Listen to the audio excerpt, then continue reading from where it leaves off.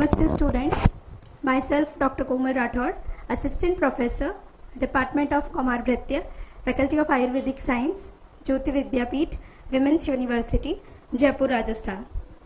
Students, हम पढ़ रहे हैं कुमार भृत्य थर्ड ईयर का जो सब्जेक्ट है उसके लेक्चर सीरीज में पार्ट ए को हम पढ़ते हुए हमने जो हमारा पार्ट ए का फर्स्ट टॉपिक जो था, फर्स्ट यूनिट जो थी, उसके हमने टॉपिक्स पढ़े थे। उसके बाद अब हम जो सेकंड यूनिट शुरू करने जा रहे हैं उसमें हमारा आज का जो टॉपिक है उसका नाम है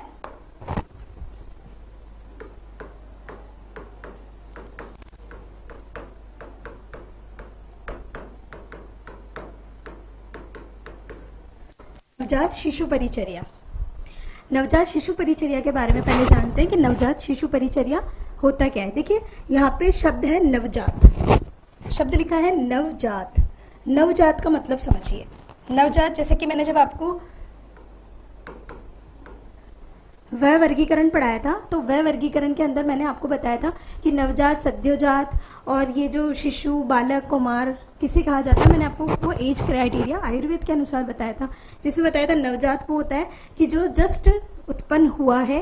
ठीक है, तो वहाँ पे भी मैंने आपको नवजात में दो स्टेट बताई थी। एक तो जो स्टार्टिंग के होते हैं अर्ली, जिसको नवजात को हम इंग्लिश में नियोनेट्स कहते हैं। अब ये अर्ली नियोनेट्स और लेट नियोनेट करके मैंने दो स्टेज बताई थी। तो अब यहाँ पे जो परिचर्या है वो एक तरह से सद्योजात की है, जो जस्ट उत्पन्न हुआ है बच्चा, जिसने जस्ट डिलीवरी ली है, मतलब वो अपने गर्भावस्था काल से बाहर आया है, जिसके 9 मंथ पूरे होने के पश्चात 9 मास की गर्भावस्था को संपूर्ण करने के बाद जब बच्चा बाहर आता है तो वो नवजात कहलाता है। अब इस नवजात बच्चे में क्या क्या हमें परिचर्या, मतलब क्या क्या हमें उसमें उसकी सहायक एपरेटस, यूँ मान लीजिए कि हमें उसकी किस प्रकार देखभाल करनी। परिचर्या का मतलब यूँ मान लीजिए, देखिए नवजात मतलब होता है जो जस्ट बॉर्न है।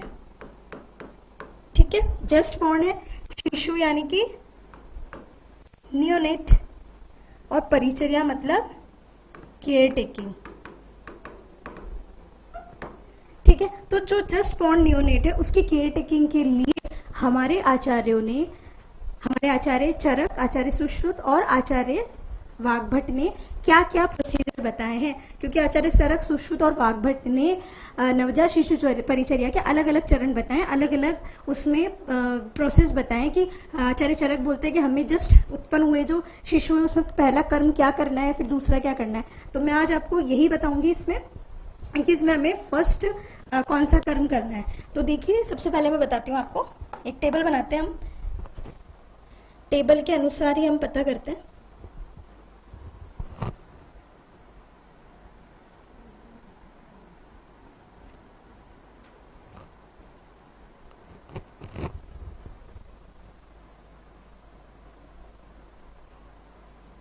देखिए, अभी मैं इसमें बताती हूँ आपको।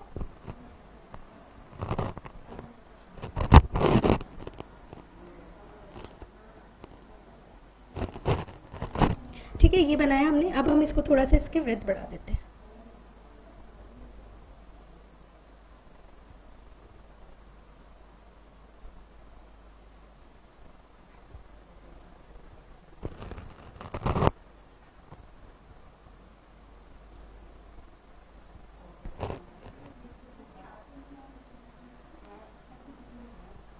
देखिए,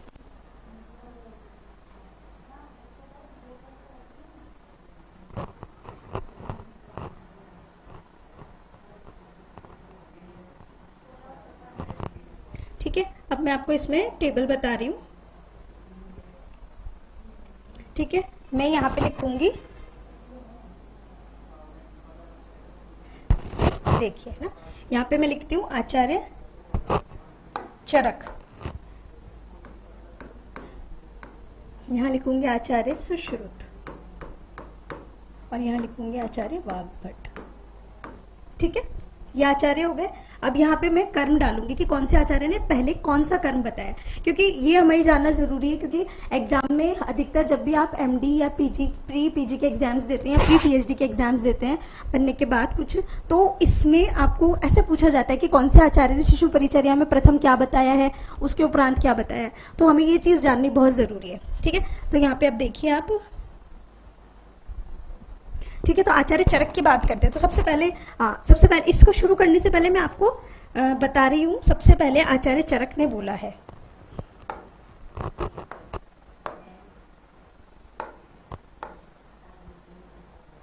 देखिए यहाँ पे बोला है, सबसे पहले आचार्य जो चरक हैं उन्होंने बोला है प्राण प्रत्यागमन फर्स्ट कर्म है।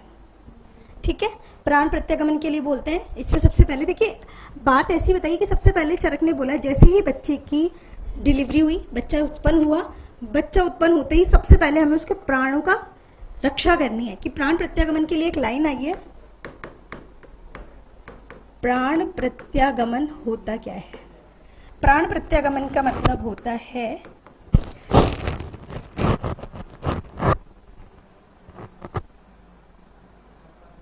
इसके लिए एक लाइन है, क्लेश विहितान प्राणान पुनर्लभते। ये लाइन याद रखना। ये प्राण प्रत्यागमन के लिए लाइन बताइए कि प्राण प्रत्यागमन होता क्या है। प्राण प्रत्यागमन एक्चुअल में जब बच्चे का जन्म होता है तो यूं मान लीजिए प्रसव पीड़ा से वो कष्ट पाता हुआ, जब यूं मान लीजिए गर्भावस्था में योनि मार्ग से जब बाहर निकलता है, प्रसव के कष्टों को सहन करता हुआ। यहाँ कलेश का मतलब क्या है? यहाँ कलेश का मतलब है प्रसव पीड़ा से उत्पन्न कष्ट। प्रसव पीड़ा से जो उत्पन्न कष्ट है तो उसके एक तरह से क्या होता है, वो एकदम बलहीन हो जाता है। तो उसे दोबारा बलिष्ठ करने के लिए, उसमें दोबारा प्राणों को उत्पन्न करने के लिए, क्योंकि प्रसव पीड़ा में जब वो योनि मार्ग से बाहर निकलता है, या यूं मान लीजिए काफी बार उसे बड़ी मशक्कत करनी पड़ती है निकलने के लिए, तो उन कलेशों से परेशान होने के बाद पुनः प्राणों को प्राप्त करने या पुनः बलवान होने, पुनः बलिष्ठ होने के लिए, प्रसव पीड़ा से उत्पन्न कष्ट से पुनः बलिष्ठ, या यूं कह दे प्राण प्राप्त करने के कारण इसे प्राण प्रत्यागमन का है। प्राणों को पुनः प्राप्त करना है। ठीक है, तो आप ये चीज जरूर ध्यान रखना।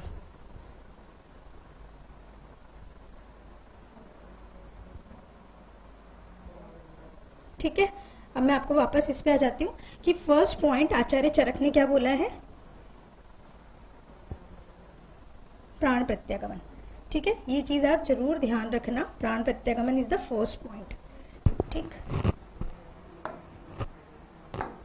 देखिए फर्स्ट पॉइंट प्राण प्रत्यागमन। दूसरा पॉइंट देखिए।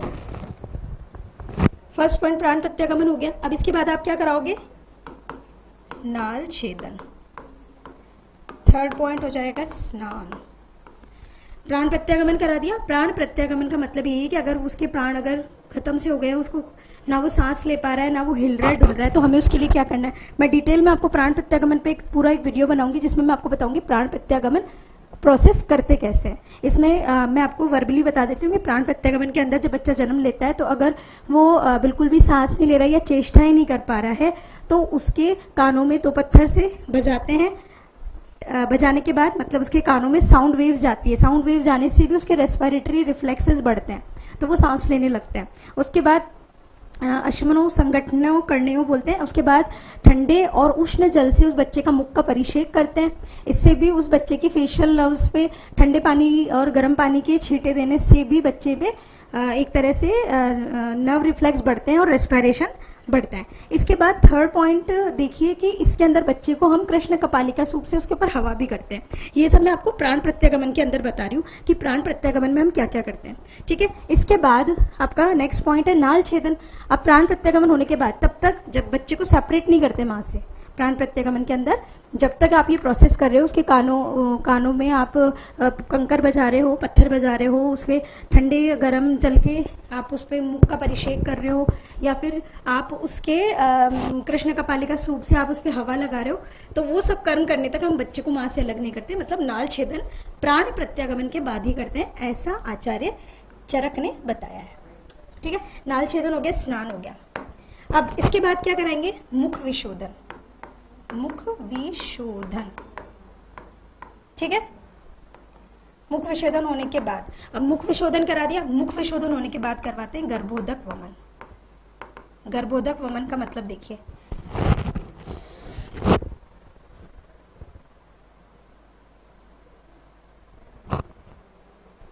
ठीक है, गर्भोदक वमन। गर्भोदक वमन के बाद एक और पॉइंट आएगा 6 नंबर का, यहाँ जगह नहीं है मैं लिख देती हूँ। अब मुख विशोधन, गर्भोदक वमन, फिर जात कर्म, और फिर इसके बाद 7 नंबर पे आएगा रक्षा कर्म। इन सब के बारे में डिटेल वीडियो में मैं आपको नेक्स्ट में बताऊंगी, अभी सिर्फ आप इतना ध्यान रखें, ठीक है। इसके बाद आचार्य सुश्रुत की बात करेंगे हम। आचार्य सुश्रुत क्या बोलते हैं? आचार्य सुश्रुत ने सबसे पहले बोला है, आचार्य सुश्रुत क्या बोलते हैं? आचार्य सुश्रुत सबसे पहले बोलते हैं उल्वा परिमार्जन। उल्वा परिमार्जन, उल्वा परिमार्जन क्या होता है? उल्वा परिमार्जन इसको बोलते हैं वर्निक्स केशियोसा। ये वाइट लेयर होती है, जेली लाइक, व्हाइट कलर की जेली लाइक लेयर होती है। बच्चा जब उत्पन्न होता है तो उसमें व्हाइट कलर की जेली टाइप की वर्निक्स केशियोसा होती है, जिसको हम आयुर्वेद में उल्वा बोलते हैं। अब ये उल्वा का परिमार्जन मतलब साफ करना, उल्वा की सफाई करना। बच्चा जैसे उत्पन्न होगा, बच्चे को उत्पन्न होती है, हम उसे अभी नाभिनाल छेदन करके अलग भी नहीं कर रहे, हम पहले उसका उल्वा परिमार्जन करेंगे। उल्वा परिमार्जन करने के बाद उल्वा से मतलब उसके पूरे शरीर पर से उल्वा हटा दी। वैसे उल्वा परिमार्जन का मॉडर्न में मैं आपको बताऊं तो उल्वा परिमार्जन का काम होता है बच्चे के टेम्परेचर को मेंटेन रखना, क्योंकि बाहर के एनवायरनमेंट का टेम्परेचर और गर्भावस्था के टेम्परेचर में बहुत अंतर होता है। तो जैसे ही बच्चा बाहर निकले तो उसके शरीर से ज़्यादा हीट बाहर ना निकले, बच्चे को हाइपोथर्मिया ना हो, ठीक है। तो इसीलिए उसके टेम्परेचर को मेंटेन रखने के लिए उल्वा बच्चे पे पाई जाती है, जिसको हम वर्निक्स केशियोसा कहते हैं। तो उल्वा परिमार्जन के बाद नेक्स्ट जो कर्म है, उल्वा परिमार्जन के बाद हम करते हैं मुख विशोधन, ठीक है। देन उसके बाद, अब इसके बाद देखिए यहाँ पे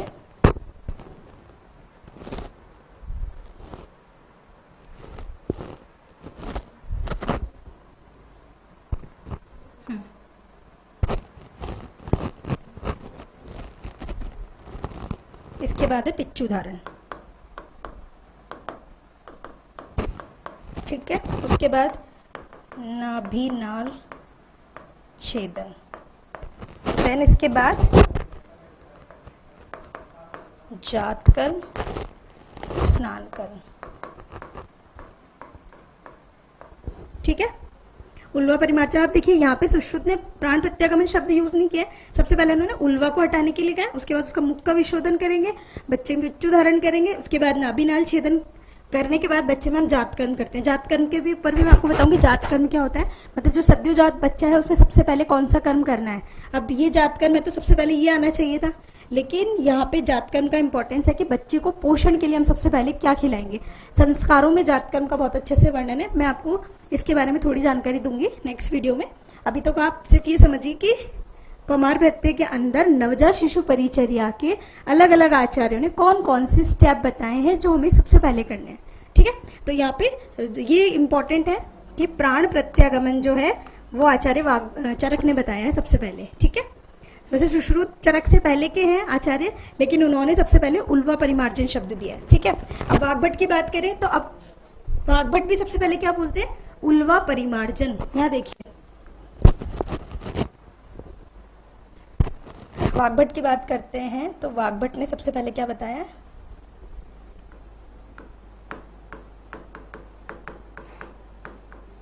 उल्वा परिमार्जन। उल्वा परिमार्जन शब्द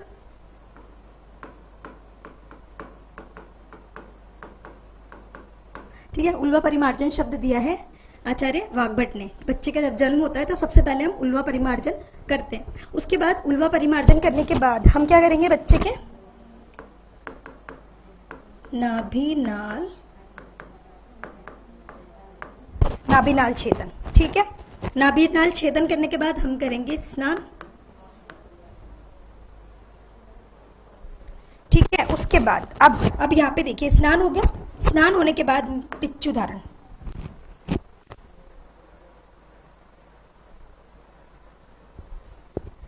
इसके बाद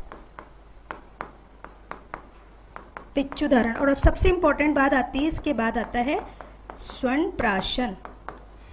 ये बहुत इंपॉर्टेंट है कि आचार्य जो वाग्भट है उन्होंने नवजात शिशु परिचर्या के अंदर स्वर्ण प्राशन का इंपॉर्टेंस बताया। देखो स्वर्ण प्राशन एक तरह से जातकर्म का ही प्रकार है। जातकर्म में जो सबसे पहले करते हैं ना, जो हम पोषण के लिए बच्चे को सबसे पहले देते हैं, तो आचार्य वाग्भट ने स्वर्ण प्राशन शब्द दिया है उसके लिए। ठीक है, स्वर्ण प्राशन आज के डे टू डे लाइफ में हम स्वर्ण प्राशन को फॉलो भी करते हैं। ठीक है, तो ये इंपॉर्टेंट बात है। आचार्य वाग्भट ने नवजात शिशु परिचर्या के अंदर पिच्चु धारण के पश्चात स्वर्ण प्राशन कहा है। वहीं अन्य आचार्यों ने जातकर्म वर्ड यूज किया है कि जातकर्म में वहां पे भी मधुसर्पी का ही प्रयोग किया जाएगा, लेकिन इन्होंने स्वर्ण प्राशन एक अलग टर्मिनोलॉजी दी है। ठीक है, अब इसके बाद स्वर्ण प्राशन हो गया, इसके बाद आप गर्भोदक वमन, और उसके बाद इन्होंने, अब स्वर्ण प्राशन के बाद भी इन्होंने जातकर्म अलग से बोला है।